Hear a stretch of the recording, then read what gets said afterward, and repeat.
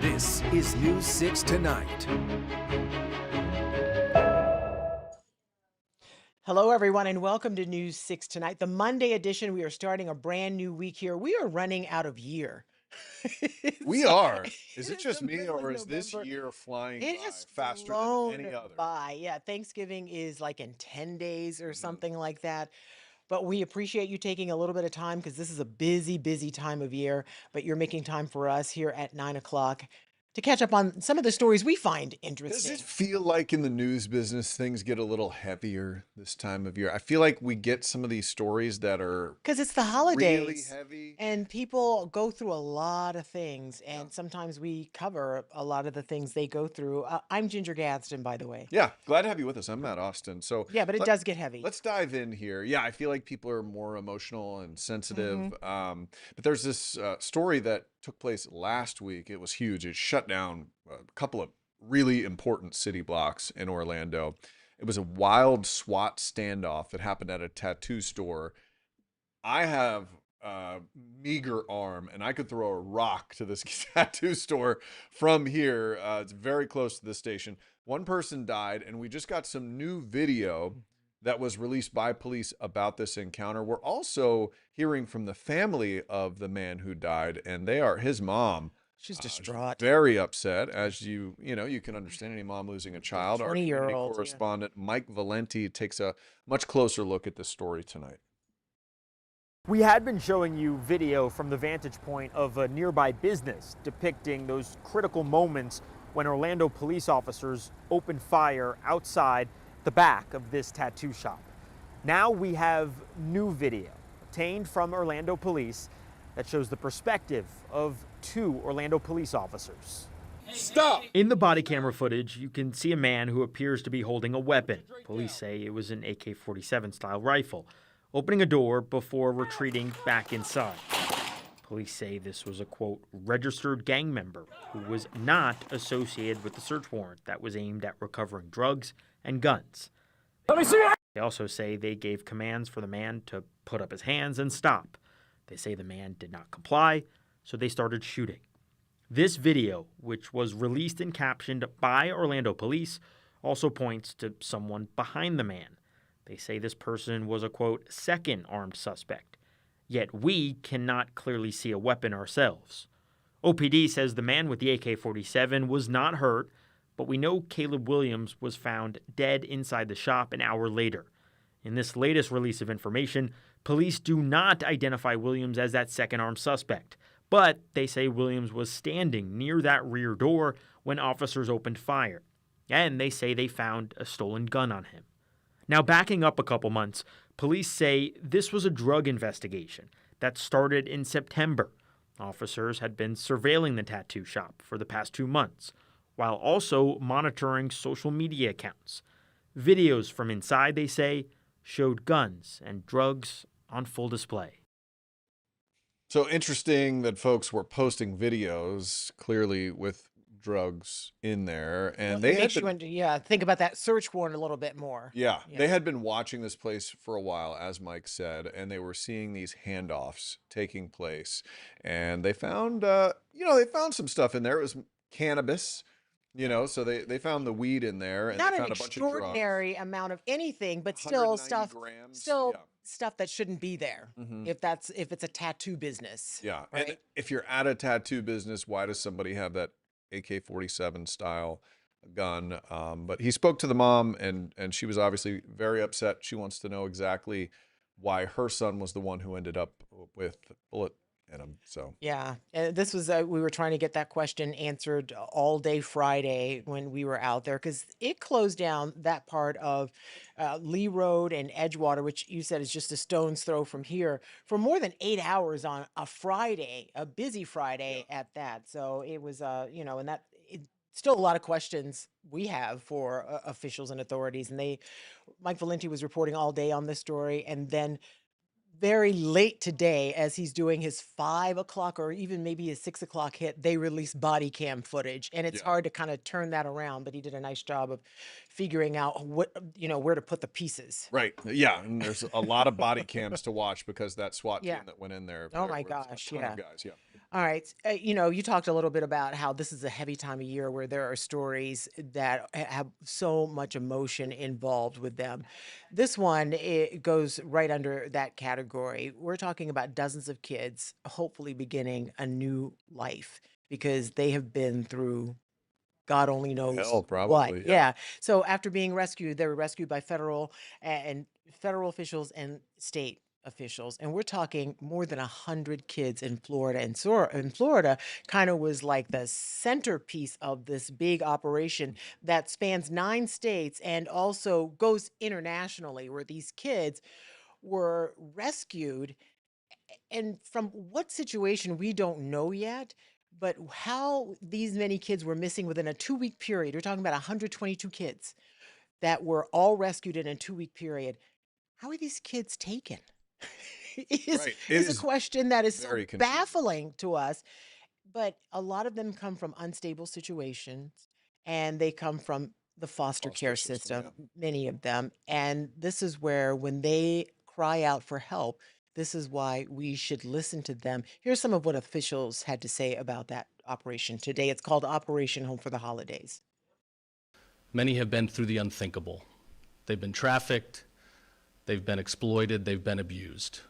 They need our help now more than ever. This task force worked proactively to make sure that medical care and rehabilitation was ready immediately after they were back in our custody. They're getting that help. We will continue to get them that help, find them homes where they are loved, where they are protected, where they will be empowered to lead successful lives. That is the very least we can do for them. Here are some stats, Matt. State officials say in just 2 weeks, 122 missing and endangered kids between the ages of 2 and 17 were recovered. That include two. That includes 14 in Orange County. 6 adults are facing charges for this, and officials say more arrests are likely to come from this operation because if you can imagine, if that's how many that happened in 2 weeks in Florida, how many Right. we're How many talking, are out there? we're talking countrywide and then internationally. It's insane how Right. The many. press conference wasn't incredibly clear on it. It's not, they mentioned human trafficking. As soon Yeah. as I heard the story, I was like, is this a human What- trafficking It's a little bust? bit of everything. It's a little bit of everything. Yeah. And And I, these are kids. It's hard to fathom, especially as a parent myself, ugh. that there are kids out there who will be reported missing, will be taken, or maybe sold, and no one ever mentions. They're not ever, maybe they didn't have a school that would keep track of them every day. If they even went to school. Right. Some of them may not have ever been registered in a school. Who knows what kinds of situations these kids came from? And that's why it's so important when a child is saying something to you, no matter what, you have to take it very seriously. If they're fortunate enough to come across a caring adult who they can trust and give information to, because you have to imagine if they're in a situation where they feel endangered, if they by an adult, so if they see another adult, who do you trust in this situation? Right. So you Not just another don't adult. know. It And feels like police or law enforcement, I should say, found them, right? Like, I can't imagine that in this 2-week period, all these kids were reaching out. It seems No, like they were it discovered. was a Yeah. sting that was discovered by law enforcement. So, hey, good on law And enforcement to get across the these kids state, out of that this year situation. alone, they've recovered some 300 kids. 300. Seems like a How are huge these? number. Somebody How is brought one up of a them very, 2 years old? very good point in our afternoon meetings, which is why I love going to our meetings and talking about, okay, how are we going to tackle the story and what's the information we have right now? Someone asked the question, was there an Amber Alert for these kids? Did we ever know they were missing? No, Because when we know that your phone blows up, right. and I don't remember my Usually phone those ones are blowing up found. 122 times. Yeah, no. I don't. This is a different kind Yeah, of different kid, level, I think, yeah. who doesn't have a family out there looking So out for them. sad. Yeah, it is so sad that but that is a hopefully they'll thing. get a new start. That or a one new has been start. weighing heavy on me. Of too. course, yeah. All right, let's talk about this Epic Universe. So we have been covering this story nonstop. 2 months now. Brand new theme park, Epic Universe, just a few weeks in, and there is a death that we still can't really wrap our arms around exactly what happened. It's very, I wouldn't say secretive, but you know that there's video of how this man died on this roller coaster, and we still haven't gotten a ton of answers. So one of the things our investigators do, our investigator Mike DeForest, he had put in a ton of public records requests. And so you go through state government. He reached out to the state ride inspectors and wanted to find out what their reports said about this death. Yeah. And when he got the response back, they basically were like, we, Yeah. we got nothing.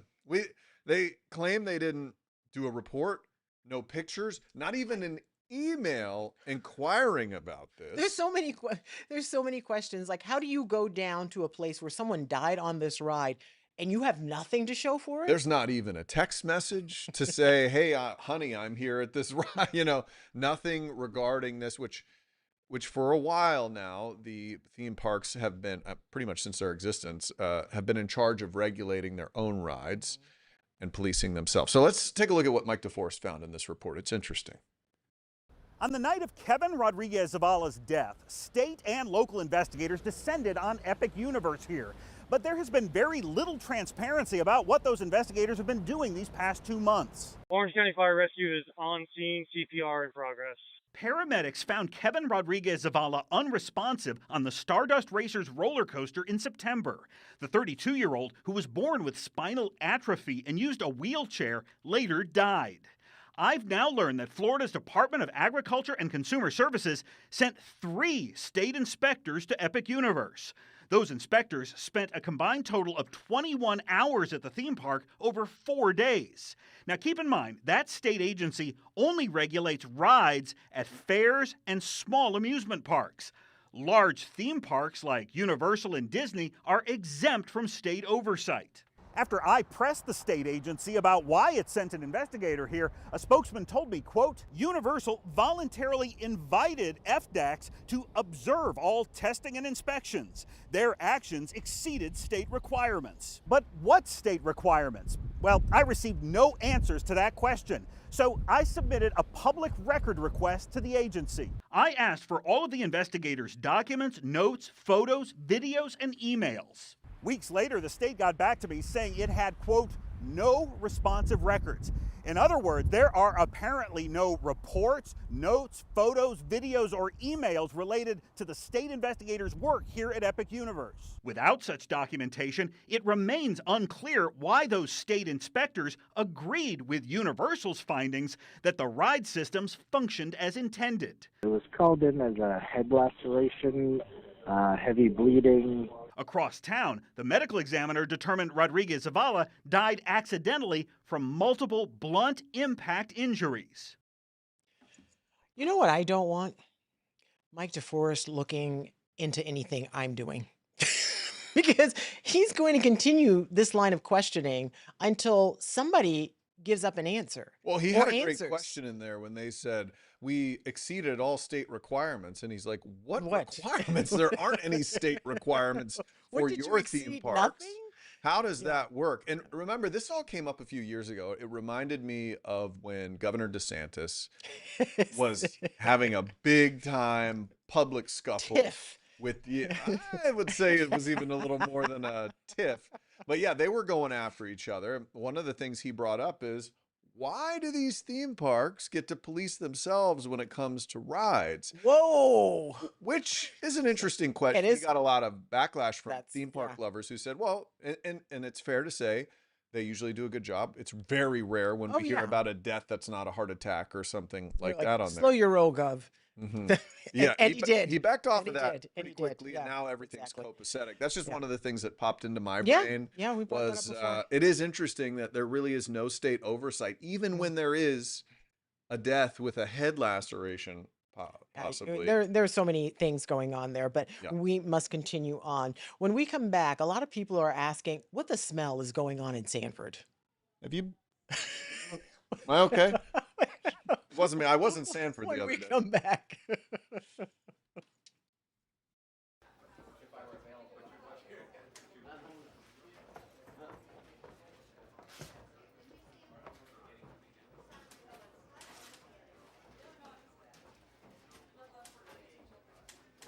Yeah, and you got the latest from the show just a little while ago, I think. So make sure we have that for News 6 tonight.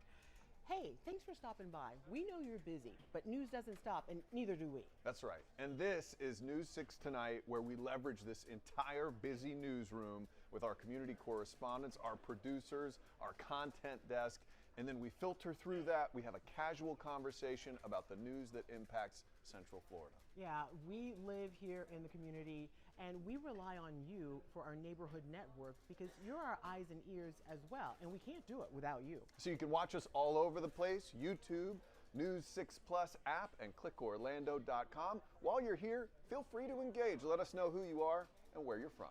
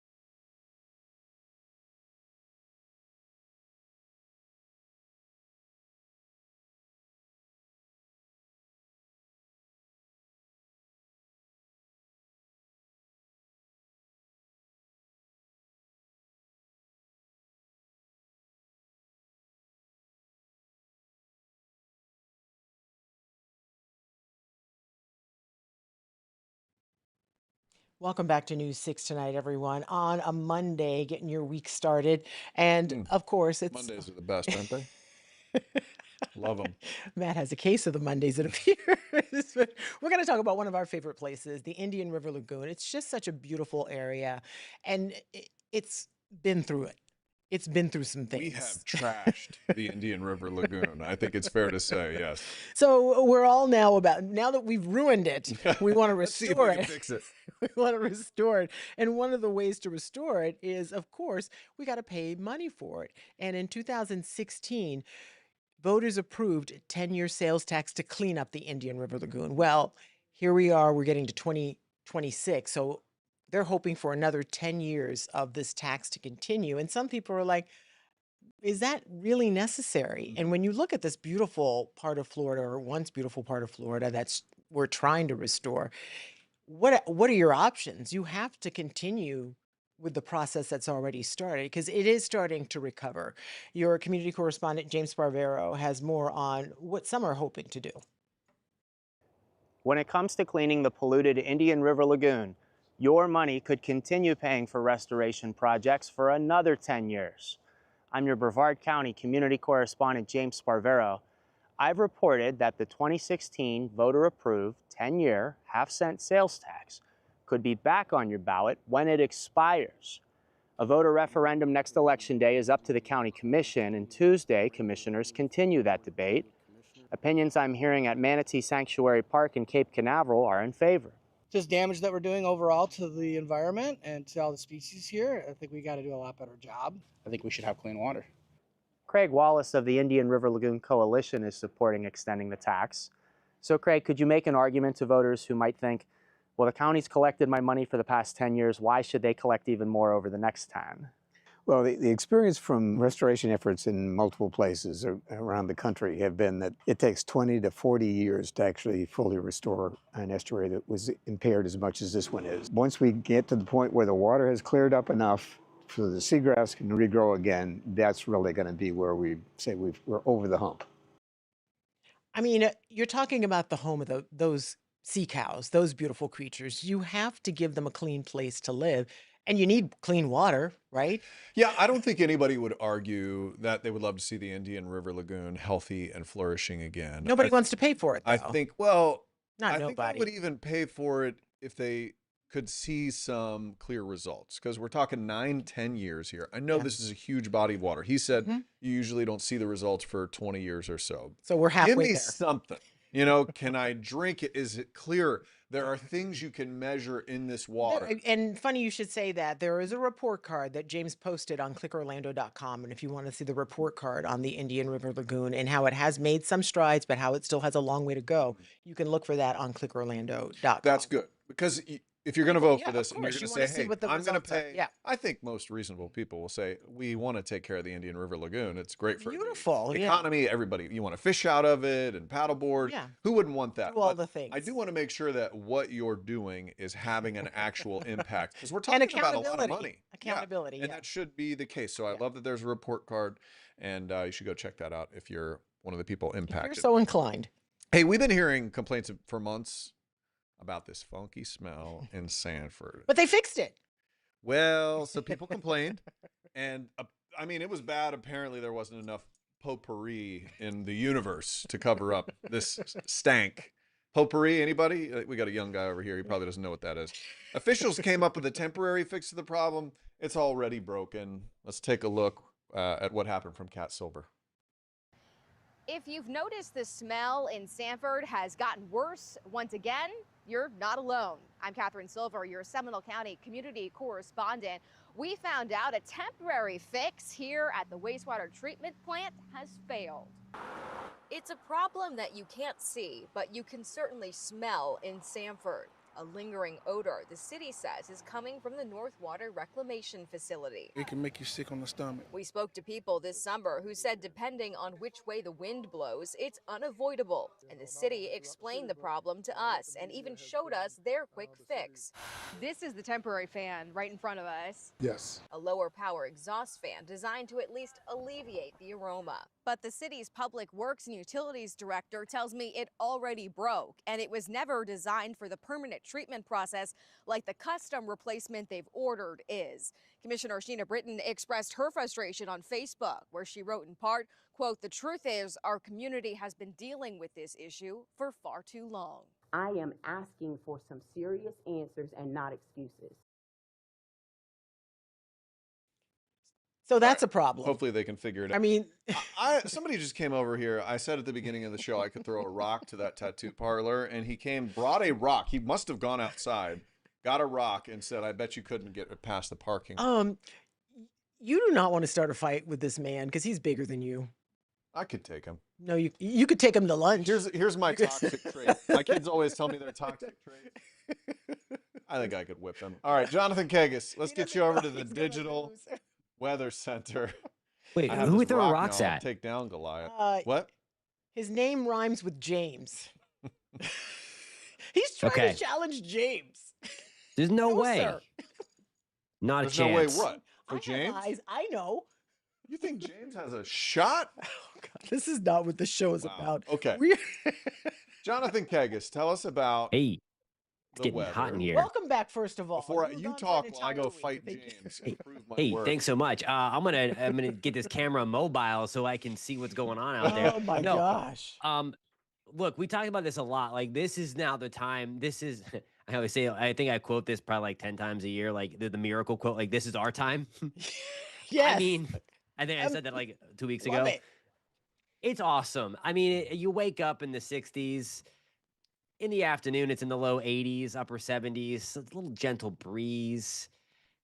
it doesn't get much better than this unless you like it really cold. Now, I do think we will see some really cold weather coming back, and we're going to highlight that coming up at 9:30. We're going to look a little long range as we transition out of tropical season. Monday is going to be kind of the long range flavor. I love to look at some of the clues the atmosphere is giving. So we're going to dive deep into the long range, but in kind of that medium to long range, of course, lies a pretty important holiday, Thanksgiving Day. Maybe you may have heard of it.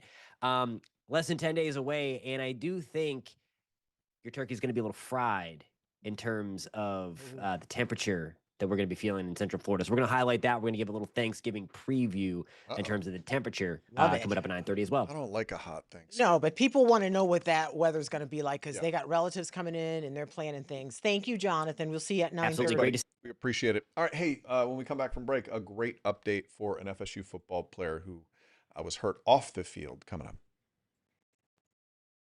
Welcome to News 6 Tonight. We are so thankful that you're joining us here wherever you found us. Yeah, you know what this tells me? If you have made this your new streaming destination, it tells me you're smart, also good looking, because you chose to watch the news in a different way. That makes you really smart. Anybody can give you the news from a teleprompter or an old newspaper. We do it in a fresh new way. That's right. So check us out wherever you like to stream. We have this app for your TV, News 6 Plus. You can find it on Roku and Amazon and whatever your smart TV is cooking. So thank you. We would love to hear your comments down below. Gosh. Yeah. And then we'll show them. Yeah, we will. News 6 Plus. The plus is you. Ooh.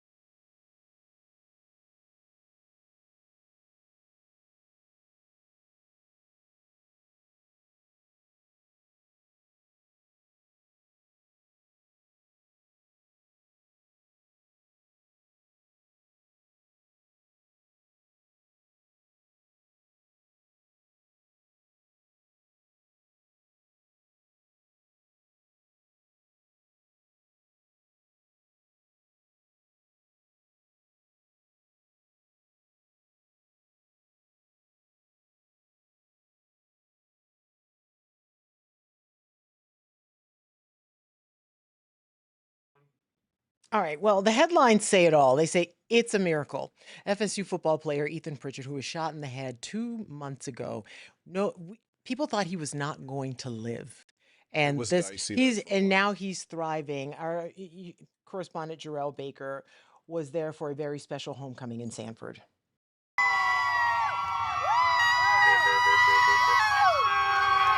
Ethan Pritchard coming home to a hero's welcome Sunday afternoon. They told me I was getting an escort, but I ain't expect it to be like this, though. Dozens cheering, holding signs, and wearing his signature Seminole High number 9 jersey. It's a miracle, and, Sanford is really supporting him. The FSU freshman linebacker was shot in the back of the head on August 31st while dropping off his family members in an apartment near Tallahassee. FDLE says it was a case of mistaken identity. I'll just say that really motivated me to go harder every day. After months in the hospital, video shared Thursday by Brooks Rehabilitation in Jacksonville shows Pritchard smiling as he made his way out of the facility surrounded by supporters. Great stuff. He says he's going to be walking by March, and I believe him. Have a great night. We'll see you tomorrow at 9 Bye. o'clock.